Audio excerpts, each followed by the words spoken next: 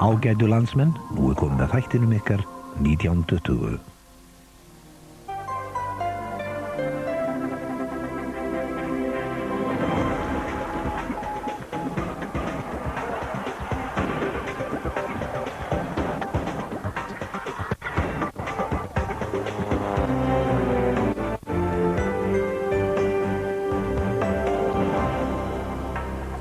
Gott kvöld og velkomin í 1920, föstudagskvöldið 20. og 2. september. Í dag eru 43 ár liðin síðan Árbæjarsafn var opnað fyrir almenning við hátíðlega athöfn. En í fréttum kvöldsins ber þetta hæst. Fjölmargar reglur Evrópusambandsins sem íslensk stjórnvöld hafa tekið upp hafa ekkert gildi hér á landi samkvæmt dómi í dag. Jóhannes Gunnarsson á í vök að verjast innan neytendasamtakana en hann hefur fengið mótframboð í formennsku. Frítekjumörk öryrkja og ellilífeyrisþega vegna tekjutengingar maka verða hækkuð og hið sama gildir bensínstyrk hreyfihamlaðra. Lífslíkur þeirra sem hreyfa sig reglulega geta aukist 30% samkvæmt rannsókn hjartaverndar. Íþróttaiðkun hefur aukist verulega hérlendis. Lögregla merkti enga breytingu í fjölda bíla á götum Reykjavíkurborgar í dag þrátt fyrir átækið Bíla má hvíla. Svo geti farið að íslensk lið missi þátttökurétt á Evrópumótunum í knattspyrnu miðað við nýjar og hertar reglur sem settar hafa verið. Klúðruðu Vestmannaeyingar rekstri Herjólfs, svar óskast og fæst vonandi hér á eftir. Og það verður fremur hægbreytileg átt og stöku skúrir sunnan til fram á kvöld en annars léttskýjað. Hiti 8 til 12 stig á morgun. En fyrst þetta. Fjölmargar reglur Evrópusambandsins sem íslensk stjórnvöld hafa tekið upp hér á landi vegna EES-samningsins í uppnámi eftir dóm sem féll í héraðsdómi Norðurlands vestra í morgun.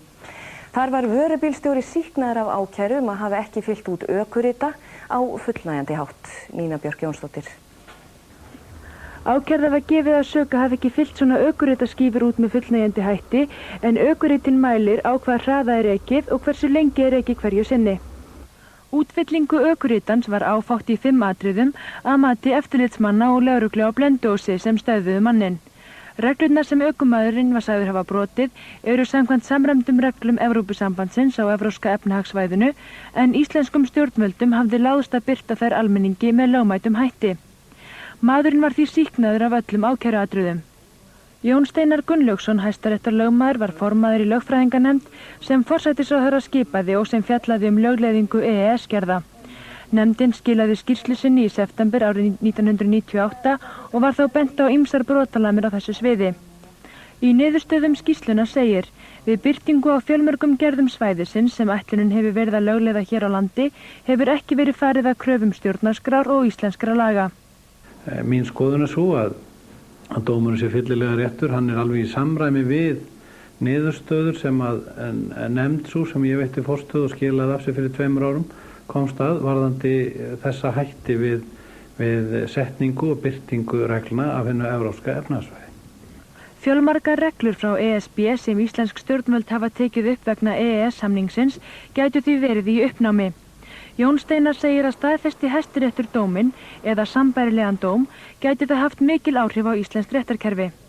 Jú, vissulega. Það ber auðvitað að hafa í huga að þetta er héraðsdómur og héraðsdómar hafa ekki fordæmisgildi, Hæstaréttardómar hafa það, en gangi þetta mál til Hæstaréttar eða önnur hliðstæð og komist Hæstiréttur á sömu niðurstöðu þarna að þá áreiðanlegt að það hefur heilmikil áhrif á ýmsum sviðum því að það hefur tíðkast hér töluvert að þessar reglur hafa verið settar með svokallari tilvísunar aðferð sem nefnd í dóminum. Það að segja að reglurnar alls ekki birtar sjálfar í B-deildum stjórnartíðinda heldur vísað annað birtinguna og það áreiðanlega ófullnægjandi eftir íslenskri stjórnarskrá og lögum birtingu. Vegagerðin sér eftirlit á því að ökuritaskífur séu rétt útfylltar og hafa hátt í 200 slík mál þar sem einhverju hefur verið áfátt komið til kasta þeirra. En gætu þeir sem greitt hafa sektirnar krafist endurgreiðslna í kjölfar dómsins? Það nú ekki hægt að fullyrða það, jafnvel þó að Hæstiréttur myndi staðfesta þessa niðurstöðu. Það þarf að prófa það sérstaklega og það koma þar önnur, skulum við segja, svona lögfræðilega álitaefni við sögu, þannig að ég vil ekki fullyrða það að þeir eigi slíka kröfu, en vissulega ástæða fyrir menn sem þannig stendur á að kanna það ef að Hæstiréttur staðfestir þessa niðurstöðu. Óskar Stefánsson, formaður Bifreiðarstjórafélagsins Sleipnis, segir dómsniðurstöðu ekki hafa komið sér á óvart, en þá að öðrum fréttum, Páll. Tugir manna hafa farist og yfir 10 milljónir eru umluktar vatni í miklum flóðum á Indlandi. Neyðarástandi hefur verið lýst yfir og herinn kvaddur út til björgunarstarfa. Óli Tínes. Vitað að yfir 60 manns hafa farist í flóðum í vestur Bengal sem í austurhluta Indlands. Milljónir annara eru umflotnir vatni eftir mestu monsúnrigningar sem þar hafa komið í áratugi. Bæir og borgir eru víða nánast á kafi og íbúarnir hafast við á húsþökkum sínum. Herinn hefur sendið þyrlur og báta á vettvang til þess að bjarga fólkinu og færa því mat og drykk. En ástandið svo slæmt að það eins og dropi í hafið. 6 million people in 3 provinces were severely affected by the floods is enough to switch all the red lights on because this is not just a flood, it's a new flood in addition to what we've had in the state before. And I could imagine that resources in the area are very much strained and stressed for the time being. And Ástandið á eftir til munað því vatnsmagn í ám og fljótum enn að aukast og það von á áframhaldandi rigningum. 106 manns hafa nú fengið salmonellusýkinguna sem geisað hefur á höfuðborgarsvæðinu að undanförnu. Ýmsar tegundir jöklasalats eru enn til skoðunar hjá embætti landlæknis, jafnvel þótt sýni úr Dól jöklasalati hafi reynst ósýkt. Hollustuverndar ríkisins hefur verið með sýn af jöklasalati frá Dól til rannsóknar en niðurstöður hafa reynst neikvæðar. En þó verið að skoða sýni úr salati og þá fleiri tegundum en áður. Guðrún Sigmundsdóttir læknir hjá sóttvörnum landlæknisembættisins sagðist við Stöð 2 að verið væri að vinna í málinu en engra nýrra niðurstaðna væri að vænta fyrr en eftir helgi. Heilbrigðisyfirvöld hérlendis hafa sent sýni utan til Bretlands þar sem rannsaka þau frekar. Ekki talið útilokað að eina og sama bakteri sé að valda salmonellufaraldri í fleiri en einu landi, en faraldur svipaður þeim sem komið hefur upp hérlendis hefur einnig gert vart við sig í Bretlandi. Skráð tilfelli salmonellusýkingarinnar hér á landi eru nú orðin 106 og virðist fólk enn verið að veikjast, í það minnsta eru enn að berast ný sýni sem benda til þess að svo sé. Þrátt fyrir að Austurhérað hafi enn ekki eignast Eiðastað hefur það þegar auglýst staðinn til sölu. Meginmarkmið með sölunni að tryggja starfsemi þar. Aðalbjörn Sigurðsson. Fyrir síðustu áramót samþykkti Austurhérað að nýta forkaupsrétt sinn á Eiðum og mun sveitarfélagið eignast jarðir og húsnæði sem honum fylgir á næstu mánuðum. Sveitarfélagið hefur þegar auglýst staðinn til sölu og 10 tilboð hafa borist. Eiðastaður var keyptur til þess að heimamenn kæmu að því að finna þessum stað það hlutverk sem okkur finnst hæfa staðnum. Nú verið að fara yfir þau tilboð sem borist hafa og koma 2 þeirra helst til greina. Annað gerir ráð fyrir að lúxushótel rísi á Eiðum en samkvæmt hinum mun til dæmis flugskóli, menningarmiðstöð, háskólasetur eða eitthvað slíkt helst koma til greina. Ljóst að mikill fjárhagslegur munur á tilboðunum. Annað þeirra hljóðar upp á 25 milljónir króna, sömu fjárhæð og sveitarfélagið greiddi fyrir staðinn. Ef hinu tilboðin tekið á samt sértilboðum annara aðila í jarðir sem fylgja Eiðastað, geti sveitarfélagið fengið rúmar 40 milljónir króna fyrir eignirnar. Sveitarfélagið hefur sagt að það keypti þessar eignir ekki til að græða á þeim, það keypti þær til þess að tryggja það að þarna rísi upp starfsemi sem að muni hafa margfeldis áhrif á staðinn. Viðskipti á verðbréfaþingi voru 1100 milljónir króna í dag, þar af með hlutabréf fyrir rúmar 300 milljónir. Mest urðu viðskipti með hlutabréf Landsbankans fyrir tæpar 80 milljónir og með bréf Íslandsbanka FBA fyrir rétt rúmar 50 milljónir. Þá var tæplega 15% hækkun á hlutabréfum íslenskra aðalverktaka, en bréf Frjálsa fjárfestingabankans lækkuðu rúm 6%. Já, og í Íslandi í dag hér á Árni Jónsson situr fyrir tvörum hjá Róberti Marshall vegna Herjólfsmálsins. En fyrst það spurning dagsins. Hvað talið að það sé heitt í miðju jarðar? Svar rétt á eftir.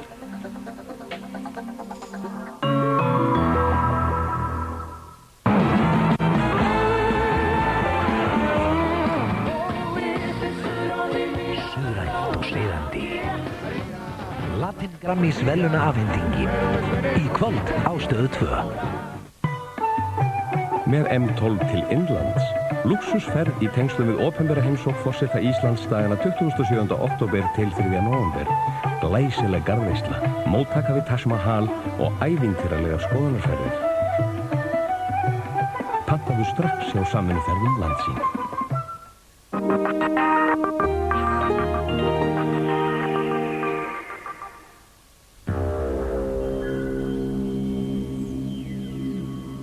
Athletes study each other. In the weakness of one, another finds his strength. But when there is no obvious weakness, strength must be created. Nýjar myndir á næstu leigu. Scream 3. Síðasta öskrið alltaf það skelfilegasta. Neve Campbell, David Arquette og Courtney Cox kynnast því að martröðin rétt að byrja. Scream 3. Simpatico. Hve miklu geta menn skipt á milli sín? Nick Nolte, Jeff Bridges og Sharon Stone í dramatískri mynd með komísku ívafi. Bleeder. Það kemur alltaf að því að mælirinn fyllist. Uppgjör óumflýjanlegt í dúndurmynd sem hreyfir við öllum sem hann að sjá. Þú ræður þinni dagskrá. Veðrið í boði Íslandia Internet.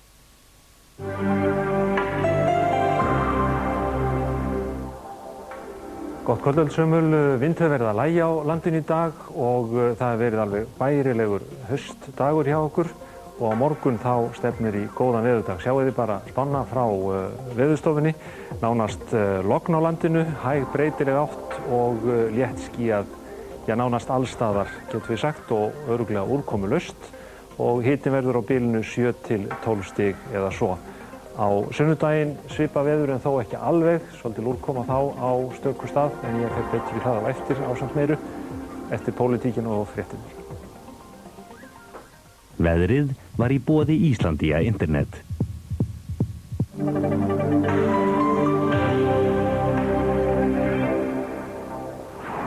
Komið sælöfsumul, spurt var hér áðan hita í miðju jarðar. Vísindamenn telja að það sé nokkuð heitt svona 7000 gráður. Það erfitt að sannræna það en líklega þokkalega hlýtt þarna niðri. En hvað það? Það líka hiti í Eyjamönnum vegna Herjólfsmálsins. Samskip reyndist eiga hagstæðasta tilboðið í rekstur ferjunnar og tilboð núverandi rekstur var miklu mun hærra. En Eyjamenn ætla ekki að sitja þegjandi undir því að rekstur aðal samgöngutækis þeirra fari til annarra en heimamanna. Róbert Marshall fréttamaður sestur í myndir ásamt Árna Jónsson, þingmanni Sunnlendinga og þar með Eyjamanna og nú það Sara Óskars. Komið sæl. Það kom töluvert á óvart á dögunum þegar tilboðið í rekstur Herjólfs voru í ljós kom að Samskip virtust hafa pálmann í höndunum. Enda með tilboð sem var rúmlega 130 krónar lægra en tilboð heimamanna í Vestmannaeyjum. Árni Jónsson, alþingismaður, hingað kominn til að ræða þessi mál, en fyrst skulum við rifja upp helstu staðreyndir málsins. Kostnaðaráætlun Vegagerðarinnar hljóðaði upp á 222 milljónir króna til rekstrar Herjólfs í 3 ár. Það samsvarar 74 milljónum á ári en síðustu 5 árin hefur Vegagerðin hins vegar eytt að meðaltali 86 milljónum króna í Herjólf. Herjólfur HF sem rekið hefur ferjuna bauð 325 milljónir króna en Samskip bauð rúmar 190 milljónir.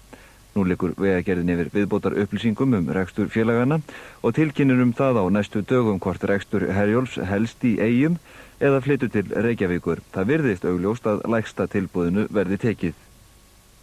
Velkomin Árni. Takk. Vilt þú að Vegagerðin hafni tilboði Samskipa? Á forsendum eigin kostnaðaráætlun, já.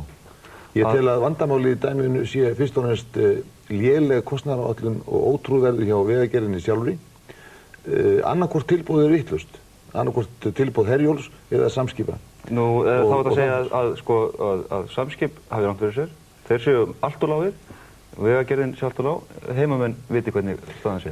Vegagerðin hefur allar upplýsingar rekstur Herjólfs síðastliðin 5 ár. Hún hefur verið með Herjólf þannig nánast í gjörgæslu. Hún hefur komið öllum ákvörðunum fjármagn og rekstrarþætti. Það allt sýnilegt, það ekkert falið og að vísu, það fráviks tilboð í Herjólfs sem aldrei verið fjallað Það lækkar tilboð Herjólfs, ef þú tekur olíukostnaðan út, niður í 139 milljónir. Mér var sagt það hjá Vegagerðinni að það væri, þarna hefðu komið 4 frávikstilboð frá stjórn Herjólfs. Þar hefði engin upphæð verið tilnefnd.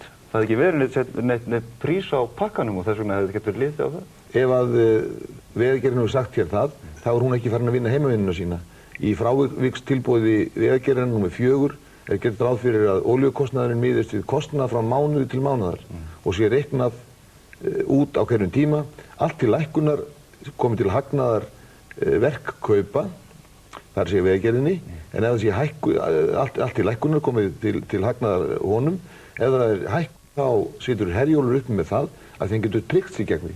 En er þetta eitthvað sem að Vestmannaeyingar þurfa að hafa ágjör af? Skiptir ykkur máli hverjir reka ferjuna? Nú kemur fram í að það skilyrt í útboðinu að sama sömu þjónustu sé haldið upp, sem víkin eða eitthvað. Það skiptir fyrst og náttúrulega miklu máli að Vegagerðin sé trúverðug og hún leggja verið kostnaðaráætlun sem raunsæ og að hún byggja á sem forsendum og skipið hefur verið rekið. Þannig útboðið gert. Þú segir að þetta sé ekki raunsæ kostnaðaráætlun. Á síðustu 5 árum hefur skipið verið að taka Herjólfur á 86 milljónir að meðaltali eins og kom fram í þessu einslagi frá Vegagerðinni. 90 milljónir síðustu árum. Miðað við kostnaðaráætlun upp á 222 næstu 3 árin, þetta eru hvað, 76 milljónir á ári? Já, þetta eru raunverulega 90 milljónir með viðhaldsþáttum á ári sem hefur komið frá Vegagerðinni og það má ekki gleyma að olíuverðið hefur hækkað á þessu ári 95% úr 34 milljónum í 62 milljónir og þetta hækkar pakkan upp gífurlega tölum. En þú svarar ekki spurningunum það hvort það skiptir nokkru máli hvort það reksturinn væri þarna. Þú svaraði að segja að Vegagerðinni er að vera trúverðug. Skiptir það máli hvort það Herjólfur sé rekinn í Vestmannaeyjum eða hvort það sé rekinn í Reykjavík? Já, það skiptir máli. Það skiptir máli fyrir hverja byggð á landsbyggðinni að fyrirtæki sem er rótgróið á staðnum og hefur verið rekið vel og gagnrýnilaust að það fá að halda starfsemi sinni áfram. Að forræði sé ekki flutt byggðarlóðum. Jafnvel þó að kostnaðurinn sé meiri við það og það sé verða, það eru 5 störf þarna í rauninni veði vegna þess að eina sem myndi breytast væri stjórnarstörfin sem eru 4 eða 5 og tökum þennan mun á tilboðinu þegar þá erum við að tala hvert starf upp á okkur 25 milljónir króna. Nei, þetta er alröng viðmiðun. Það eru að 40-50 fjölskyldur sem að vinna við Herjólf. En Herjólfur myndi áfram hafa heimahöfn í Vestmannaeyjum og það kemur sjálfur sér að starfsmenn myndu vera það. Þú eru að taka inn í endanlegan útreikning á kostnaðartölum í tilboðunum. Það voru þú að taka til allra þátta, hvort það vanti eitthvað inni, hvort það er raunhæft og tilboðsgjafi, hann má ekki reikna sig undir núllinu. Samkvæmt samkeppnislögum þá má hann ekki vera að greiða með rekstri þó hann hafi í þessu tilviki til að mynda leyfi til að nota skipið eins og honum sýnist utan hefðbundina áætlunartíma að þá má hann ekki reikna svo núlli. Það verður að taka til þess. Á það hefur verið bent að þarna sé í rauninni bara hagsmuni að ræða fámennar valdaklíku í Vestmannaeyjum sem hefur haft atvinnu á því að ráða yfir Herjólfi síðustu ári. Þetta er nú bara mjög svona ruttaleg framsetning.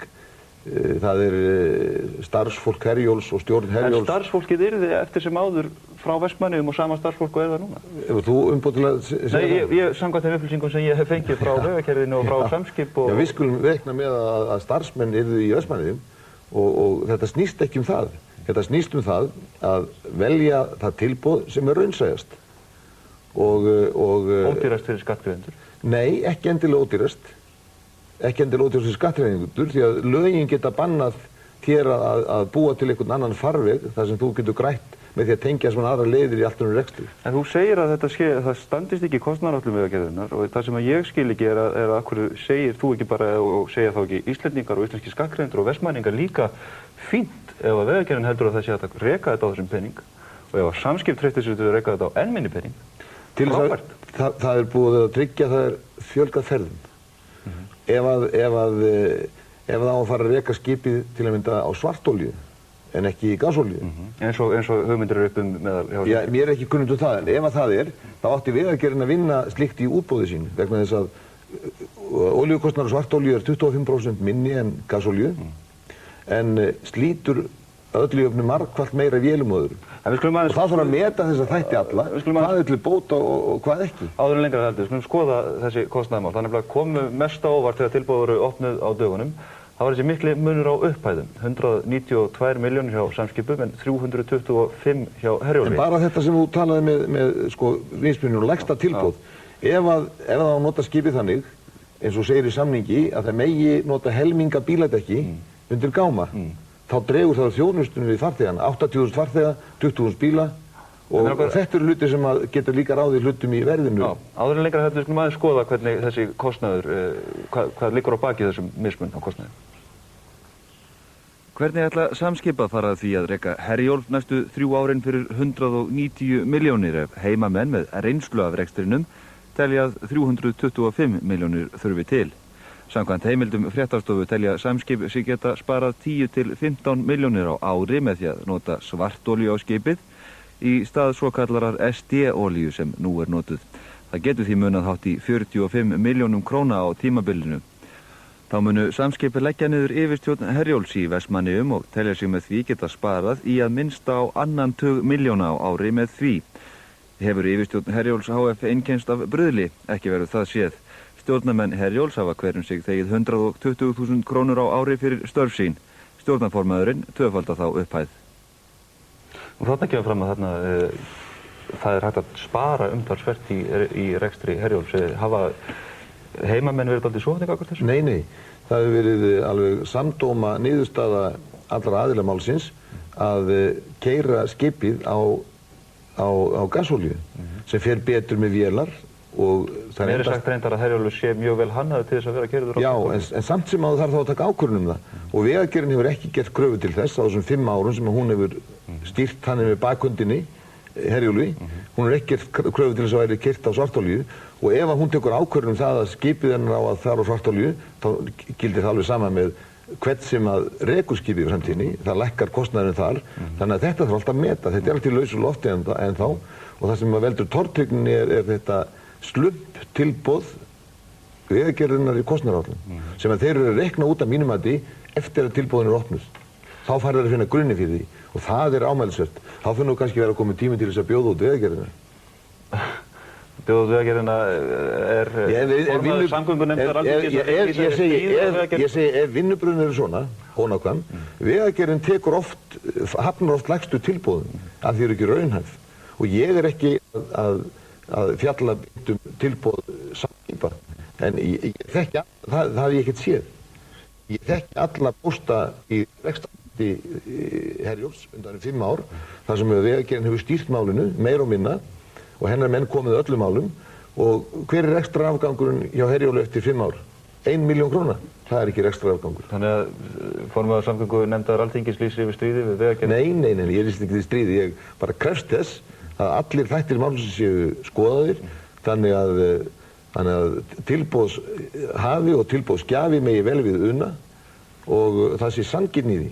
Það er svipað mál, ekki ólíkt þessu uppi á Vestfjörðu núna þar sem að stjórnarformaður Byggðastofnunar vill láta innheimta reikninga stofnunarinnar hjá Sparisjóðum í Bolungarvík án þess að framfæri útboð. Dragðu nú ekki þann búrspor. Þú er engin rök fyrir því. Líka þessum tveimmáli saman, spurningin er þessi, er hægt að fórna öllum hagsmunum skattgreiðenda og öllum reglum eðlilega útboðshætti þegar menn eru að hafa þessi máli upp á borðunum fyrir það eitt að umsjaraða byggðamál? Það er engin að tala um að sé hafnað útboðsþáttum. Það er verið að tala um það að það sé skoðað hvað sé raunhæft. Þetta er allt sýnilega tölur. Þú hafði upp í efasundrum þann daginn að útboð hefði átt að þessi stað. Launakostnaður í Herjólfi er 104 milljónir ári. Það var borgað 40 milljónir í leigu fyrir skipið.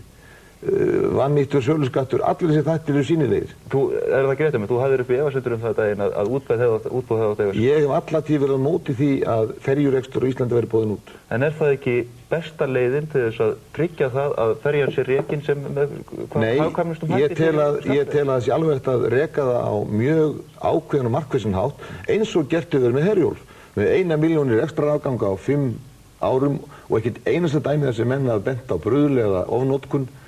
Það sanna það sem ég segi og ég vil ekki vera að rugga byggðum landsins með því að færa stýringu á lífslekkjum byggðarlagana yfir til þéttbýlisins hérna til hennar ágætu höfuðborgarlandsins. En óvinnu samt. Nei, finnst þú ekki hafa svarað því með nægilega skýrum hætti hvers vegna það svona slæmt að stjórn fyrirtækisins flytji frá Vestmannaeyjum? Það eru mörg dæmi. Ef að það tryggt í útboðinu að þjónustan eigi að vera svo sama, að skipið eigi að vera með heimahöfn í Vestmannaeyjum, það gefið að það veri sama starfsfólkið á bátnum, af hverju það svona slæmt? Það kostar mér þess að minna. Það er ekki hægt að framkvæma það með þessu tilboði.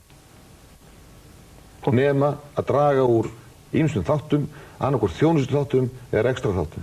Þeir hafa það er ekki hægt. Þeir hafa nefnt dæmi. Ef þú gefur þér tíma til að setja það inn í þessu kostnaðaráætlun, þá gengur það, en það gengur ekki með þessu fyrirkomulagi. Þeir ætla að spara hátt á 2 milljóna á ári með því að færa yfirstjórnina og samlaga hana einfallega rekturinn í hásið. Það er eini þátturinn sem við geta sparað í.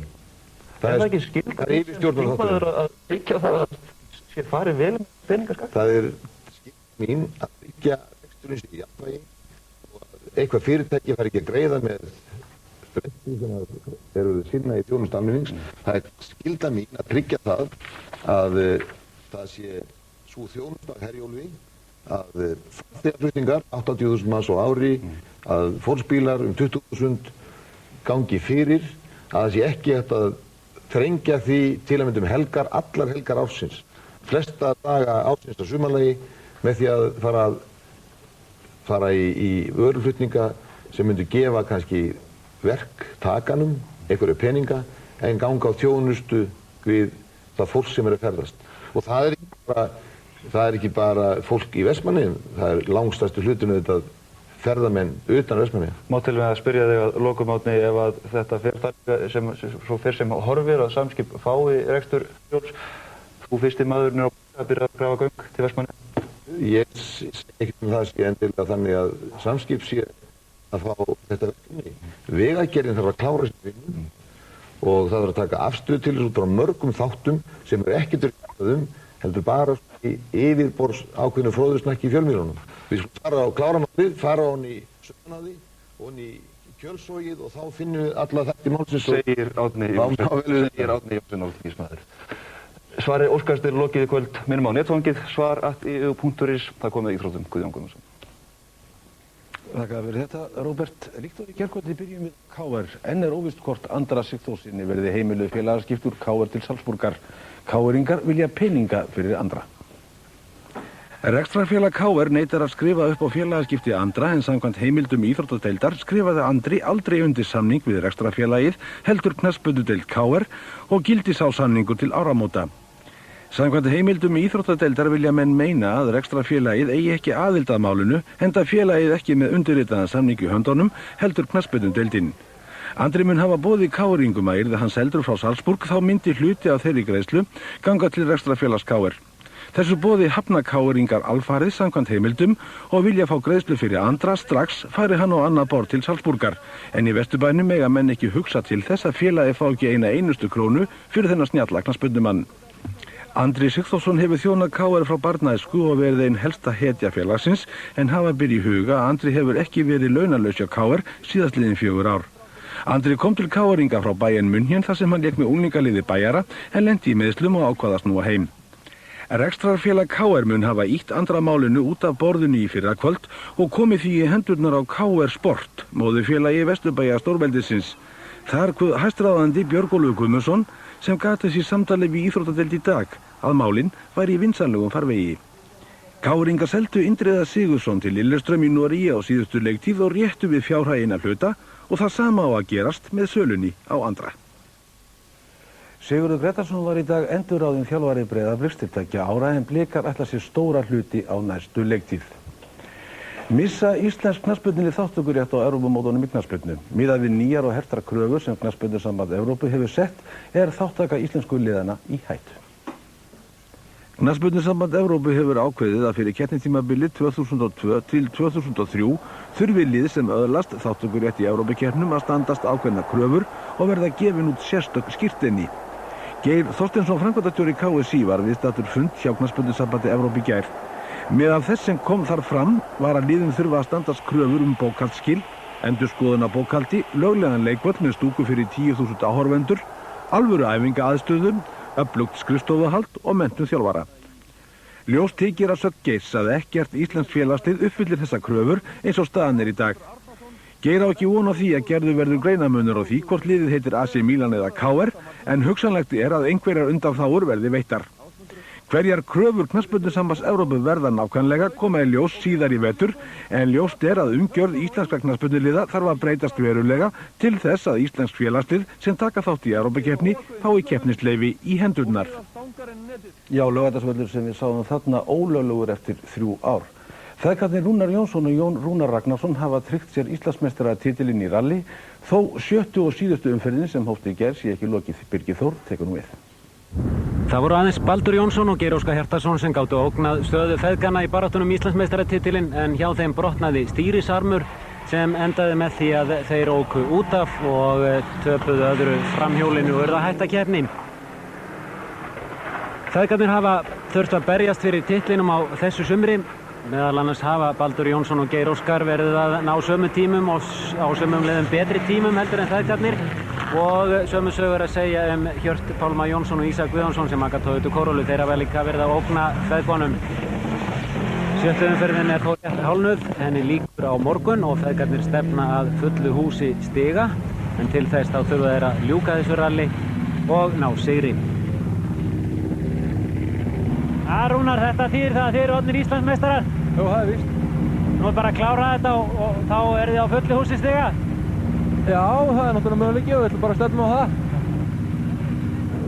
Lítum öllum á dagskrá kvöldsins hér á Stöð 2 á þessum bíllausa degi. Þetta langbesta fyrir aftast í strætó. Bílum var slagorð dagsins, en það má styrkja fæturna með ýmsum hætti. Til dæmis með því að ganga yfirna og líka með því að dansa í takti þá suðrænu tónlist sem verður á borðum á Stöð 2 í kvöld. Já, það ætti að vera hægt að hrista sig svolítið fyrir framan sjónvarpsskjáinn í kvöld, en þá er að dagskrá Latin Grammy verðlaunaafhendingin. Þar kemur fram fjöldi tónlistarmanna sem í fremstu röð í heiminum í dag og syngur suðræna og seiðandi tónlist. Stuð á stöðinni.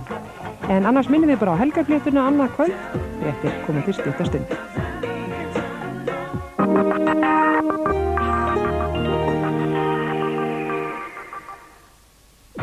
Prófaðu nýtt Ice White tyggigúmmí.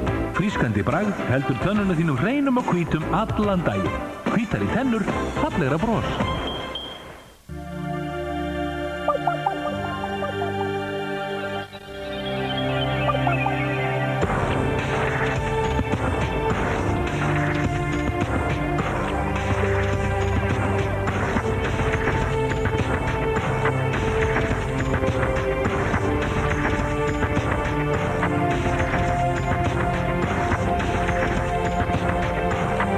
Lausnin ljós.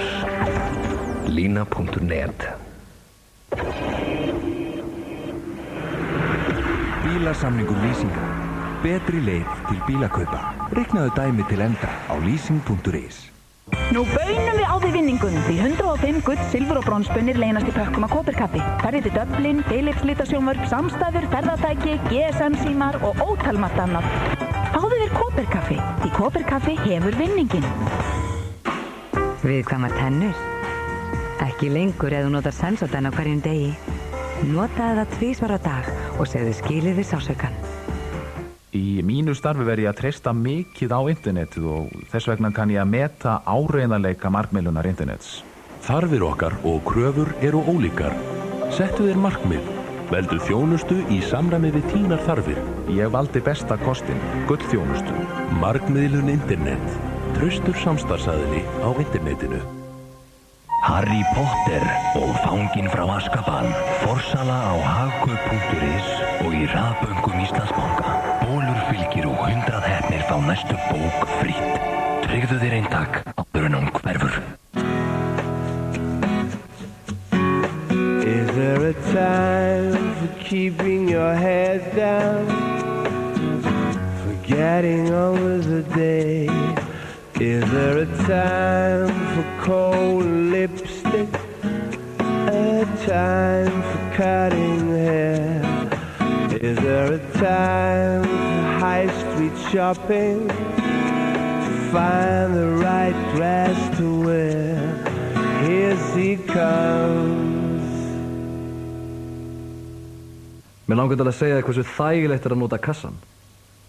Ég fer bara inn á kassi.is í róliheitunum, hef nægan tíma til að setja inn rétta textan, get skoða hvað aðrir að selja og gera samanburð, síðan fæ ég tilboð og fyrirspurn í tölvupóstunum eða læt hringja í mig. Ef þú hefur eitthvað að selja, farðu þá á kassan. Kassi.is, smáauglýsingar á netinu.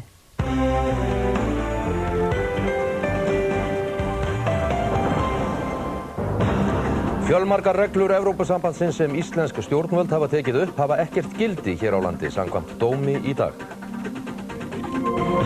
Jóhannes Gunnarsson á í vök að verjast innan neytendasamtakana en hann hefur fengið mótframboð í formennsku.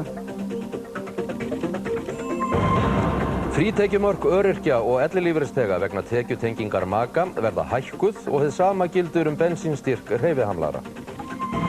Lífslíkur þeirra sem hreyfa sig reglulega geta aukist 30% samkvæmt rannsókn hjartaverndar. Íþróttaiðkun hefur aukist verulega hérlendis. Lögregla merkti enga breytingu í fjölda bíla á götum Reykjavíkurborgar í dag þrátt fyrir átakið Bíla má hvíla. Gott kvöld. Frítekjumörk öryrkja og ellilífeyrisþega hækka og tekjutenging við laun maka minnkar í næsta mánuði. Einnig hækkar bensínstyrkur til öryrkja. Nína Björk Jónsdóttir.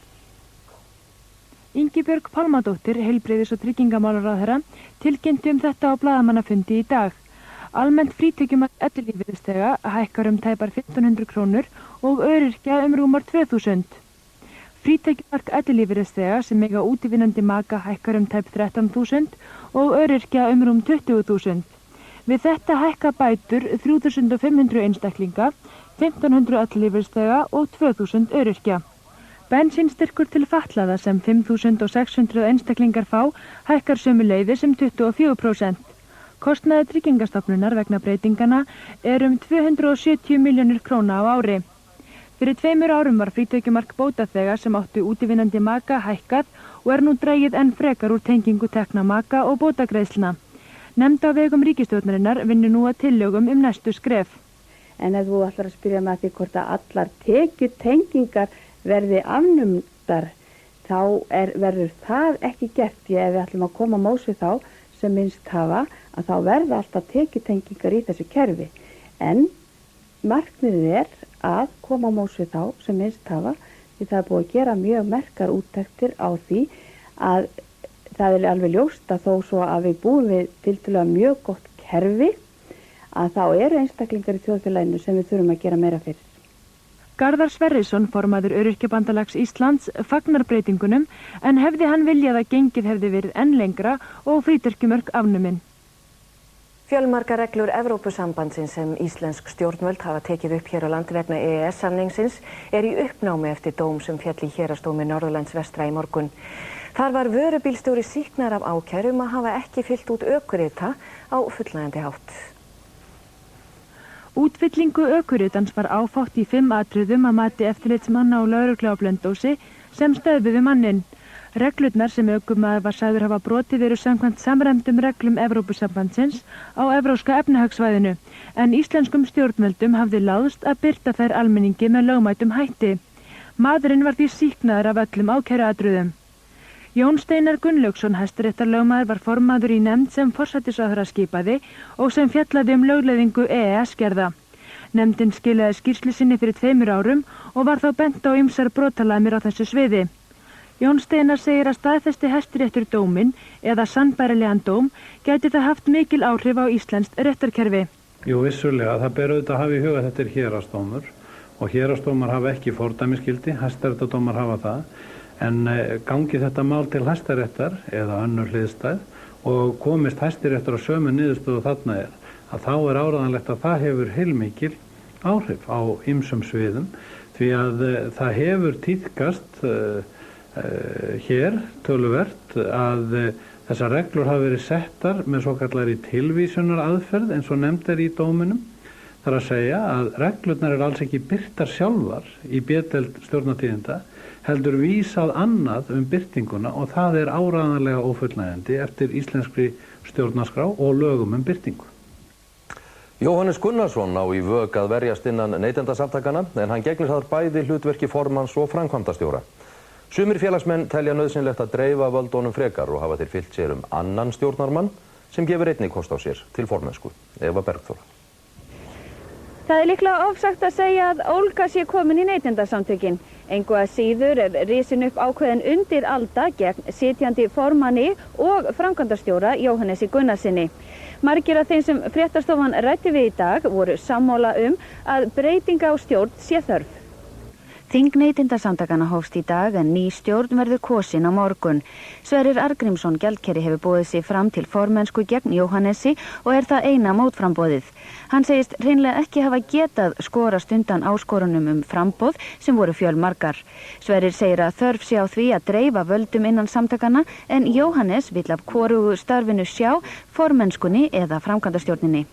Já, það bara þá hans vandamál, hreint útsagt, ef hann vill ekki gera neina breytingar á því og reyndar hefur það komið ljós á undanförnum berlega á undanförnum 2 árum. Þrátt fyrir yfirlýsingar og tilraunir í þá átt að þá hefur honum reynst þetta ansi fast í hendi. Jón Magnússon, varaformaður neytendasamtakana, hefur tilkynnt að hann hyggst ekki gefa kost á sér aftur. Hann segist vilja sjá endurnýjun í stjórnina en það sé í sjálfu sér engar nýjar fréttir. Það liggur alveg fyrir að ég til margra ára hefur stött Jóhannes til ýmissa hluta og til að hans starfi þá að neytenda hafi verið ómetanlegt og það sé full nauðsyn á því að nýta hans starfskraft áfram. Það hefur líka legið fyrir að ég hef talið nauðsynlegt að skilja á milli félagslegrar forystu og starfslegrar. Það í sjálfu sér ekkert óeðlilegt og tíðkast bæði hér og víðar að formenn séu starfandi. Þá mjög mikilvægt að skilja á milli þess sem skrifstofurekstur og síðan starfsemi neytendasamtakanna öðru leyti. Þess mjög vel skipt í dag og ég held að neytendur, félagsmenn í neytendasamtökunum, ég hef ekki heyrt þessa gagnrýni en kannski hafa aðrir heyrt hana. Margir af þeim sem fréttastofan ræddi við í dag sögðu Jóhannes eiga góða möguleika á að halda báðum stöðum áfram, meðal annars vegna þess hve seint mótframboði barst. Jóhannes í það minnsta hvergi banginn. Morgundagurinn morgundagur. Við skulum bíða til morguns. Fólk hefur orðið tíðrætt neytendamál á Íslandi síðustu daga, sérstaklega í ljósi mótmæla í nágrannlöndum okkar vegna hækkandi olíuverðs. Ekkert hefur bólað á slíkum mótmælum hér og þykir það lýsa íslenskum neytendum vel. Íslendingar eru gífurlega kröfuharðir neytendur, ég vil segja það. Hins vegar þá við ramman reip að draga þar sem fákeppni. Það eru fá tryggingafélög, það eru fá olíufélög og fá félög sem að starfa á sviði samgangna. Íslandi afskaplega lítið kompani, menn verða bara átt að segja á því. Pössum kannski ekki nægjanlega vel upp og það gæta því fyrirfram, að skoða hlutina vel, gæta því hvaða viðgerðarþjónusta, hvaða gæðir að ræða. Já, sagt hefur verið að Íslendingar séu kröfuharðir en leið ekki nógu gagnrýnir neytendur. Hvað segja þeir sem best þekkja? Eiga til að vera svolítið frekir. Ætlast til mikils. Yfirleitt mjög kurteist fólk. Þeir eru vilja góða þjónustu, leggja allt upp á því. Ég var að vinna 3 ár í dressmenni Svíþjóð, það eru allt annað. Þeir eru svo kurteisir og beðast líka við afsökunar á því að hafa opna peysu og máta hana. Íslendingar koma bara vestra og vilja fá svona þjónustu og afgreiðslu fljótt og gott að séu bara meiri tímabundin en Svíar, ég veit ekki. Þeir sem fréttastofan ræddi við í dag voru almennt þeirra skoðunar að réttindi neytenda hefðu batnað til mikilla muna síðustu ár. Það sem á skortir að mati margra hins vegar að auka skilarétt á vörum og draga úr fákeppni. Seðlabankar Bandaríkjanna og Japans hafa gengið til liðs við Evrópusambandið við að reyna að treysta gengi evrunar. Þessi íhlutun var til þess að evran hækkaði rúm 5%. Óli Tínes. Evran hefur verið afskaplega lasburða undanfærin misseri og fallið tæplega 30% gagnvart dollaranum síðan henni var hleypt af stokkunum í janúar á síðasta ári. Ríki Evrópusambandsins hafa að sjálfsögðu haft af þessu miklar áhyggjur og eru með lífið í lúkunum Yfir þjóðaratkvæðagreiðslu evruna í Danmörku, þar sem skoðanakannanir benda til þess að aðild að myntbandalaginu verði kolfelld. Það myndi hafa mjög alvarlegar afleiðingar. Evrópusambandið náttúrulega risastórt og auðugt viðskiptasvæði og það eru því fleiri sem hafa áhyggjur af þessari þróun. Þess vegna hafa nú Bandaríkin og Japan ákveðið að leggja sitt af mörkum til þess að styrkja evruna í sessi. Hvort sú íhlutun dugar eitthvað til frambúðar á eftir að koma í ljós. Almenn íþróttaiðkun hefur aukist 60% hérlendis á síðustu 30 árum, mest hjá konum. Lífslíkur þeirra sem hreyfa sig reglulega geta aukist 30%. Hjartavernd hefur gert langtíma rannsókn á almennri íþróttaiðkun og nær hún 30 ár aftur í tíman. Rannsóknin er til 9.000 karla og jafnmargra kvenna. Í ljós kemur að almenn íþróttaiðkun, svo sem eins og sund, göngur og leikfimi, hefur aukist til muna einkanlega hjá konum. Uggi Agnarsson, læknir hjartaverndar, segir þetta merkilega og jafnframt ánægjulega niðurstöðu, en það hafi hreyfing til fólks á langlífi. Hann segir að aukin íþróttaiðkun fækki dauðsföllum allt að 80 á ári, dragi úr hjarta- og æðasjúkdómum, auki lífsgleði, bæti beinstyrk og lækki kólesteról í blóði svo fátt eitt sé nefnt. Það eru fjölmörg æskileg áhrif sem við viljum nota okkur og er auðvelt. Allir geta þetta. Allir geta varið stuttum tíma í hverjum degi eða kannski 1-2 skipti í viku, kannski klukkutíma í viku, það var nóg í okkar rannsókn, að hreyfa sig í lítinn tíma skilur árangri umfram það að vera í stólnum og horfa á sjónvarpi. Og þetta eykur lífslíkur verulega? Þetta eykur lífslíkur verulega, 30% upp í það og enn meira fyrir konur. Þetta er mikið gildi. Niðurstöður rannsóknarinnar almenna íþróttaiðkun voru kynntar í dag í tilefni alþjóða hjartadagsins sem er á sunnudag. Af sama tilefni hefur Hjartavernd gefið út bækling kólesteról sem mælst til að sem flestir kynni sér. Einstök héruð á landsbyggðinni gæti farið mjög illa út úr uppkaupum ríkisins á greiðslumarki í sauðfjárrækt í haust. Horfur á að bændur selji frá sér samtals 35.000 ærgildi. Kristján Már Raunarsson. Þetta eru sennilega milli 200 og 300 bændur sem þessa dagana að taka þessa afdrifaríku ákvörðun. Ákvörðun sem þeim vafalaust flestum þykir afar þungbær. Hjónin í Sælingsdalstungu, þau Jón Benediktsson og Guðrún Ingvarsdóttir, seldu jörðina í gær. Þau hafa ákveðið að bregða búi, hætta sauðfjárbúskap. Já, ég voru bara svona þreytt á þessu. Við lifum ekkert af þessu búskap, sauðfjárbúskap. Ákveðan að flytja okkur hérna yfir á Laugum. Við erum bæði í vinnu hér, sko. Í Dalabyggð stefnir í að sauðfjárrækt leggist af á 10 bílum og yfirleitt sagan svipuð, fólk þreytt, það að yfirgefa lífsstarfið, jörðina sem það hefur byggt upp. Í Sælingsdalstungu eru reisulaugar og velhirtar byggingar. Fjárhúsin voru byggð árið 1984. Á jörðinni ólu þau upp 3 börn. Þetta hlýtur að vera sárt að taka svona ákvörðun. Það er svona... Já, það er erfið ákvörðun. En... Erfitt að vinna svona mikið með þessu. Já, þetta gengur ekki upp, sko, nema vera í vinnu, sko, með og við erum bara hún slitinn og tókum þessu ákvörðun. Næstu nágrannar á jörðinni Sælingsdal ætla einnig að hætta. Í sömu sveitur Magnússkógar, þar hefur ákvörðun verið tekin. Hvað kemur til? Bara bæði heilsan og svo bara léleg ákoma. Maður er búin að vera að vinna hér alltaf tvöfalda vinnu með búinu og við sjáum ekki að þetta gangi neitt, sko, ekki bændasamtökin að neina að sjá til þess að þetta fara að ganga neitt betur, sko. Og hvað tekur það við? Já, ég er nú búin í vinnu í Búðardal og við erum ekki að spá að kannski fara út í skógrækt eitthvað, eða svona láta kanna það. Þessum að þau eru ekki að flytja burt. En þetta ekki dálítið erfið ákvörðun? Jú, hún er erfið. Maður er fæddur upp alinn. Þetta verður allt í lagi. Ég geti gert eitthvað annað. Maður bara verður að setja sig við þetta. Svona lífið eins og við segja. Það er áberandi að margir þeirra bænda sem hyggjast selja kvótan búa nálægt þéttbýlistöðum eins og í Árnessýslu og í Eyjafirði þar sem auðveldara er að fá aðra atvinnu. Annað gildir hins vegar Dalasýslu. Það er útlit fyrir að nokkuð margir framleiðendur ætla að selja réttin og sjálfsögðu er þetta náttúrulega mjög alvarlegt fyrir svona lítið hér eins og Dalabyggð þar sem sauðfjárræktin hefur verið okkar aðal atvinnugrein. En leið þetta kannski ákveðin lausn þar sem að hluti framleiðenda hafa verið svona í ákveðinni sjálfheldu og greinin hefur átt mikla erfiðleika undanfarin ár.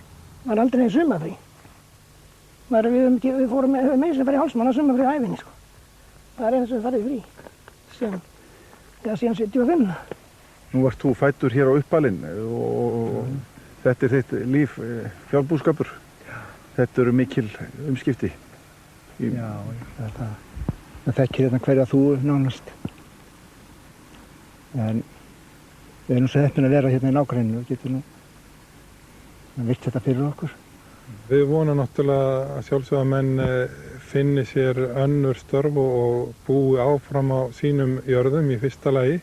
Í öðru lagi þá vonum við náttúrulega þær aðgerðir sem sauðfjárræktin er í núna í dag muni leiða til þess að innan kannski fárra ára blasi björt framtíð við aftur. Það væri best að maður geti fengið að vera hér áfram. Tala nú ekki um að maður kemst í skógrækt, eins og við sjáum hérna kring þá hef ég nú, eða við verðum að dunda heilmikið í því.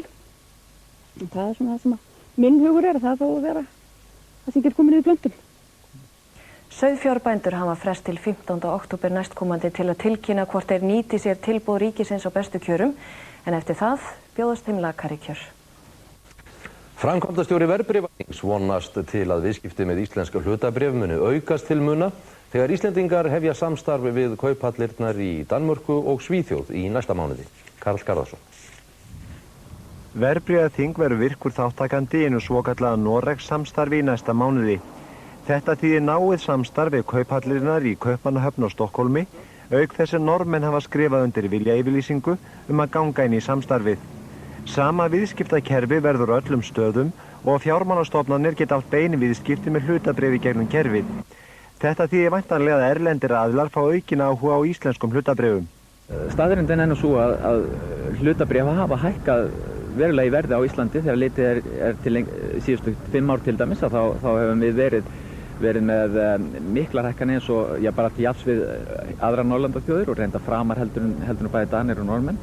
Þannig að ég held að það séu mörg áhugaverð tækifæri á íslenska markaðnum og þegar erlendir fjárfestar, erlendir miðlarar fara að sjá markaðinn að þá muni þetta leiða til þess að áhugi þeirra vaknar og þeir fara að vilja eiga viðskipti með íslensk bréf. Heldur það að verði meiri verðsveiflur á íslenska markaðnum þannig að bréf heima fara að fylgja meira því sem gerist á alþjóðlegu mörkuðum? Já, ef að það gengur eftir að erlendir aðilar fara að sýna markaðnum áhuga og náttúrulega líka við vitum það að íslenski miðlarar fylgjast mjög grannt með mörkuðunum erlendis, að þá er ekkit ólíklegt að einmitt svona verðsveiflur sem verða erlendis að þær eigi sér samsvörun þá heima. En það er ljóst að Noregs samstarfið kemur ekki öllum fyrirtækjum á Íslandi til góða, til dæmis sjávarútvegsfyrirtækjum. Erlendir aðilar mega ekki eiga hlut í þeim og því gagnast þetta samstarf lítið þessum fyrirtækjum. Já, það er svo sem alveg rétt að það eru hömlur á fjárfestingum erlendir aðila í sjávarútvegsfyrirtækjum.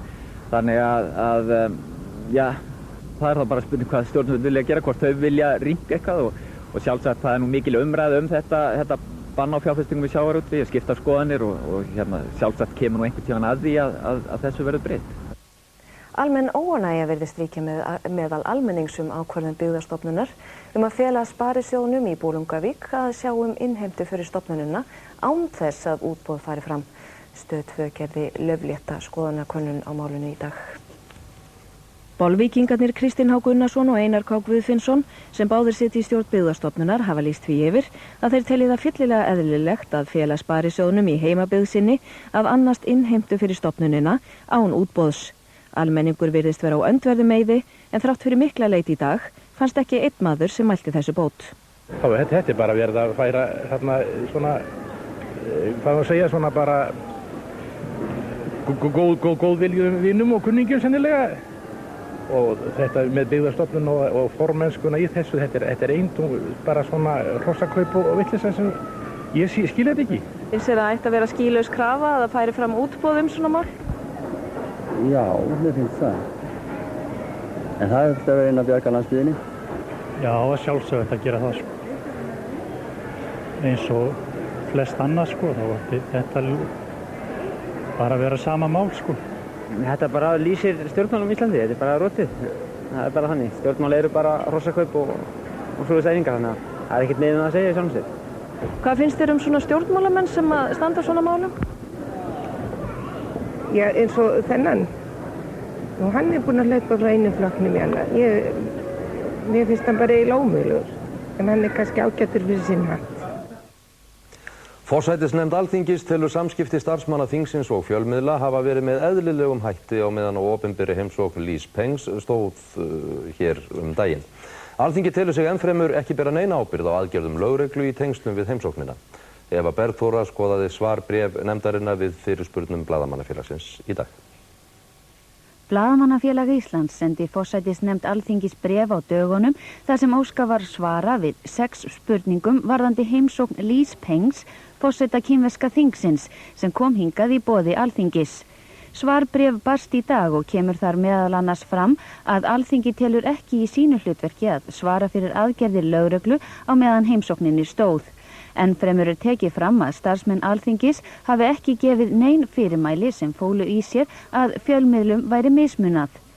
Forsætisnefndin þvertekur fyrir í svari sínu að Alþingi eða forsetar Alþingis hafi mótað nýja og breytta stefnu varðandi aðgang fjölmiðla að atburðum sem þingið stendur fyrir eða gestum sem hér í boði þess.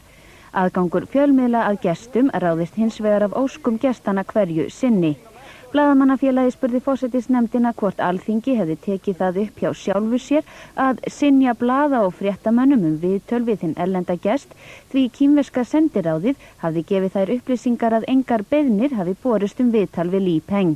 Í svarinu segir að upplýsingar kínverska sendiráðsins séu í raun rangar því kínverskir öryggisverðir og skipuleggjendur heimsóknar hafi þvert í mót svarað slíkum beiðnum neitandi.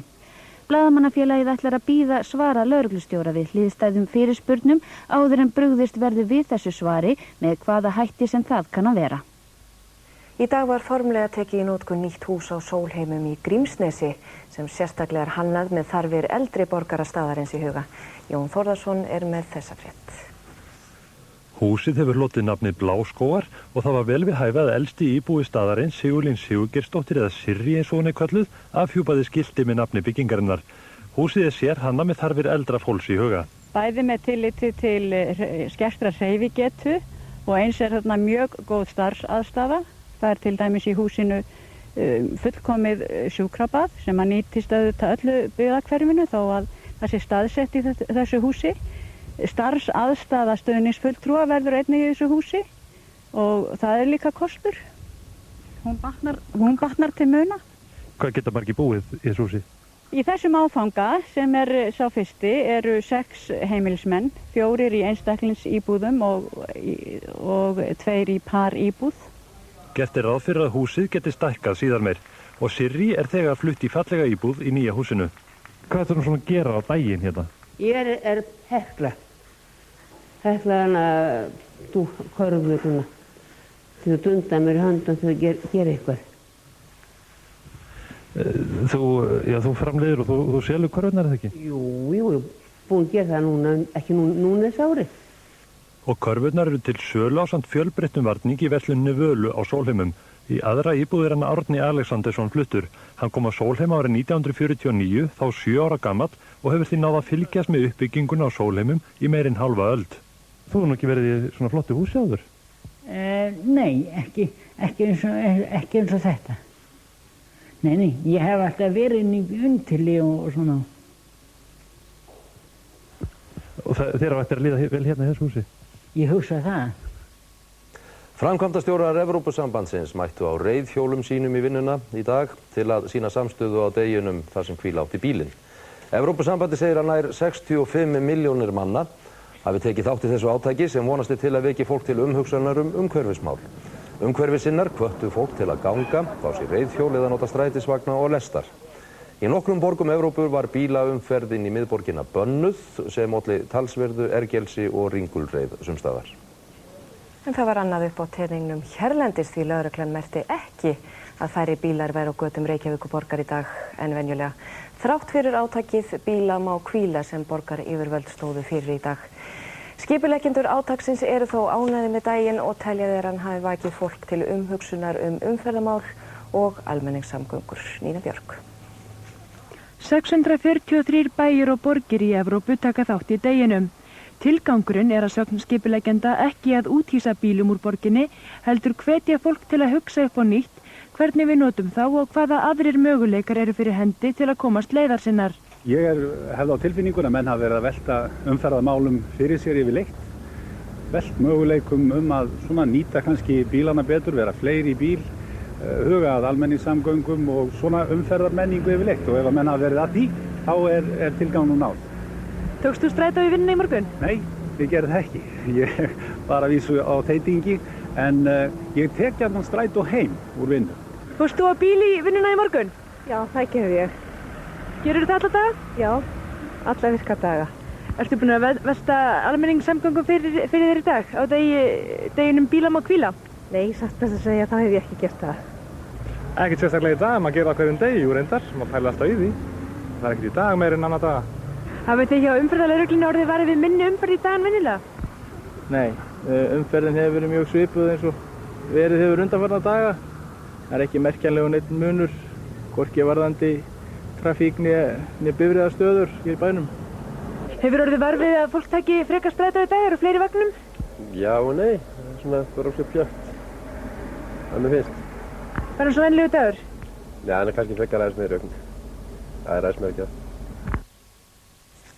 Forseti Íslands afhenti fulltrúum skógræktar ríkisins 6 poka af úrvals birkifræjum sem forseti Finnlands færði íslensku þjóðinni að gjöf daginn. Í pokunum að finna bæði gamla vini Íslands og nýja, Eva Bergþór. Tarja Halonen, forseti Finnlands, færði Íslendingum gjöf þessa í opinberi heimsókn sinni hingað en hún hélt af landi brott í gær. Það kom í hlutverk Ólafs Ragnars Grímssonar, forseta Íslands, að afhenda fulltrúum skógræktar gjöfina. Fræin að 3 tegundum birkis, ilmbjörk sem nam hér land fyrir 8 til 9.000 árum, hengibjörk sem hefur vel gengið að rækta fyrir norðan og austanland og vakið þar mikla athygli. 3. tegundin valbjörk en hún eiginlega afbrigði af hengibjörkinni og hefur ekki verið ræktuð hér áður. Gjöfin frá frændum okkar Finnum stór, þótt ekki láti hún mikið yfir sér. Úr þessum fáu pökkum þá reiknast mönnum út frá spírunatölunum sem liggja það fyrir að hér séu það bil 100.000 trjáplöntur sem muni geta vaxið upp af þessu. Og það náttúrulega 100.000 trjáplöntur nóg til að þekja marga tugi hektar af skógi. Og þá skulum við heyra hvað Ari Trausti segir veðrið sem framundan hér rétt handan auglýsinga.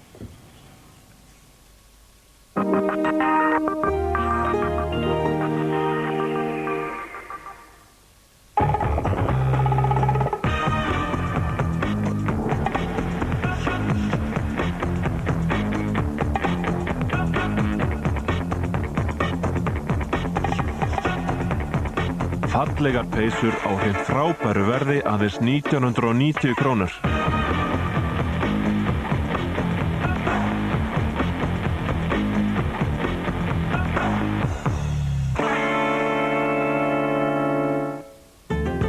Þú færð allt til sláturgerðar á sláturmarkaði SS í Hagkaupi.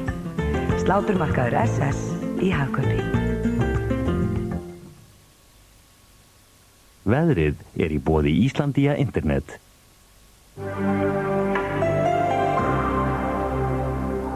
Komið blessuð og sæl, það var ágætis haustveður í dag í sjálfu sér og ekki versnar á morgun, það skal ég segja ykkur. Og það fór upp í 15-16 stig hitinn í dag og vindurinn var hægur eins og þið sjáu hér, þetta 3 til 5 metrar alla jafna inn á landinu og 10 metrar á sekundi í Vestmannaeyjum.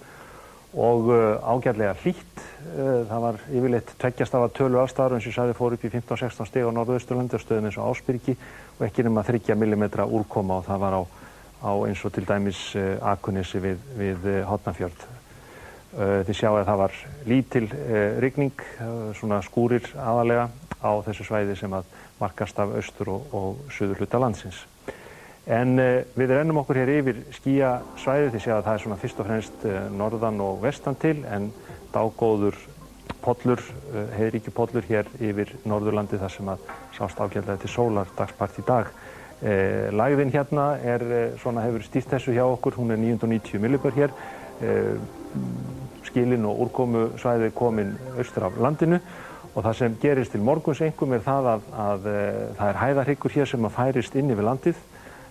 Lægð sem hér langt vestan við Grænland, hún kemur ekki hér við sögu og við verðum hér í eins konar hæðarhrygg þar sem að vindur verður ákala hægur og spáin ber þess merki fyrir morgundaginn.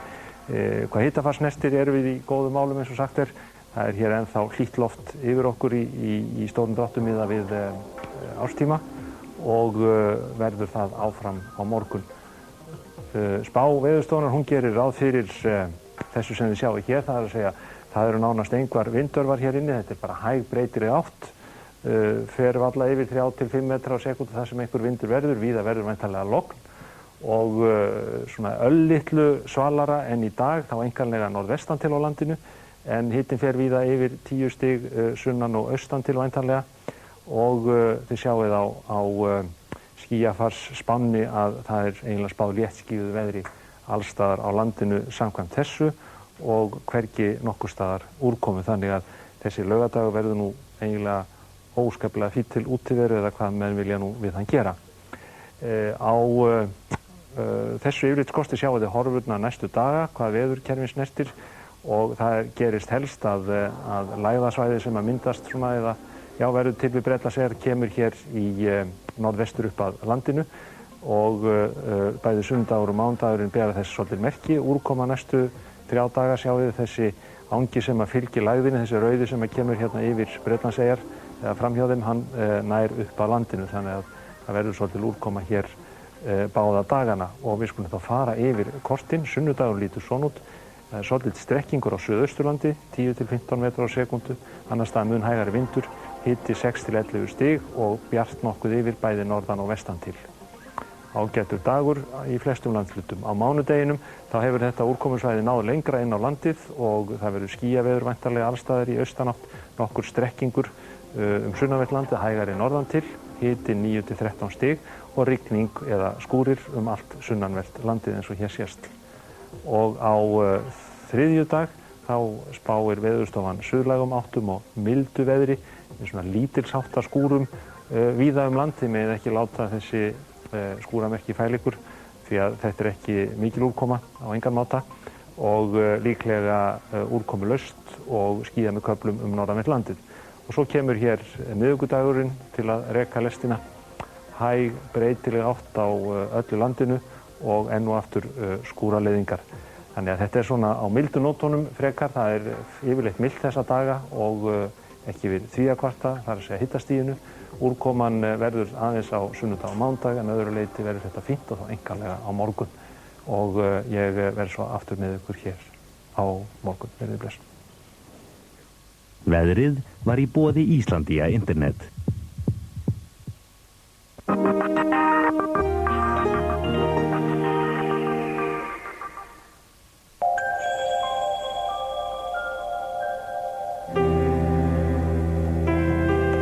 Neutralvörurnar eru umhverfis- og húðvænar.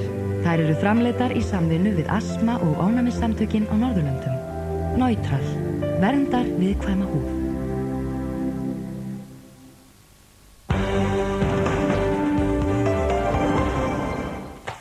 Komið sæl aftur, klukkan orðin 8. Og við skulum rifja upp helstu fréttir kvöldsins. Fjölmargar reglur Evrópusambandsins sem íslensk stjórnvöld hafa tekið upp hér á landi vegna EES-samningsins eru í uppnámi eftir dóm sem féll í héraðsdómi Norðurlands vestra í morgun. Þar var vörubílstjóri sýknaður af ákæru að hafa ekki fylgt ökurita út á fullnægjandi hátt. Mín skoðun svo að dómurinn sé fyllilega réttur, hann alveg í samræmi við niðurstöður sem að nefnd svo sem ég veitti forstöð og skilaði af sig fyrir 2 árum komst að varðandi þessa hætti við setningu og birtingu reglna af hennu evrópska efnahagssvæði. Frítekjumörk öryrkja og ellilífeyrisþega hækka og tekjutenging við laun maka minnkar í næsta mánuði. Almennt frítekjumark ellilífeyrisþega hækkar tæpar 1.500 krónur og verður nú 22.380 krónur. Frítekjumark ellilífeyrisþega sem eiga útivinnandi maka verður 44.760 krónur sem tæplega 13.000 krónum meira en áður var. Jóhannes Gunnarsson á í vök að verjast innan neytendasamtakana en hann gegnir þar bæði hlutverki formanns og framkvæmdastjóra. Kosið verður formennsku í samtökunum á morgun. Ég tel að það sé óeðlilegt að formaður í frjálsum félagasamtökum eins og neytendasamtökin eru hafi beinna hagsmuna að gæta í því að hafa laun hjá samtökunum. Það lúxus sem að svona samtök hafa að mínum tæplega efni á. Tugir manna hafa farist og yfir 10 milljónir eru umluktar vatni í miklum flóðum á Indlandi. Neyðarástandi hefur verið lýst yfir og herinn hvattur út til björgunarstarfa. Vitað að yfir 60 manns hafa farist í flóðum í vestur Bengal sem í austurhluta Indlands. Bæir og borgir eru víða nánast á kafi og íbúarnir hafast við á húsþökum sínum. Herinn hefur sent þyrlur og báta á vettvang til þess að bjarga fólkinu og færa því mat og drykk. Árni Jónsson, alþingismaður og formaður samgöngunefndar Alþingis, gagnrýnir vinnubrögð Vegagerðarinnar harðlega vegna útboðsins á Vestmannaeyjafferjunni Herjólfi. Og það sem veldur tortryggninni er þetta slupp tilboð Vegagerðarinnar í kostnaðaráætlun sem að þeir eru að reikna út af mínum mati eftir að tilboðin opnuð. Þá fara þeir að finna grunni fyrir því. Og það ámælisvert. Þá finnum við kannski vera að koma tími til þess að bjóða út Vegagerðina. Þáttaka íslenskra liða í Evrópukeppninni í knattspyrnu gæti verið í hættu vegna hertra krafna hjá knattspyrnusambandi Evrópu.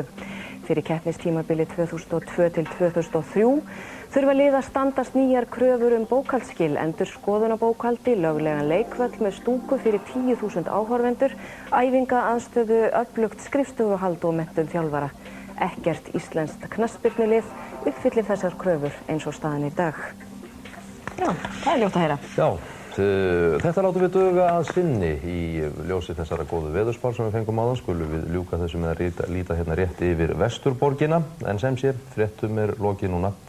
Þetta sæl og hafa þessum bestum helgina. Góða helgi.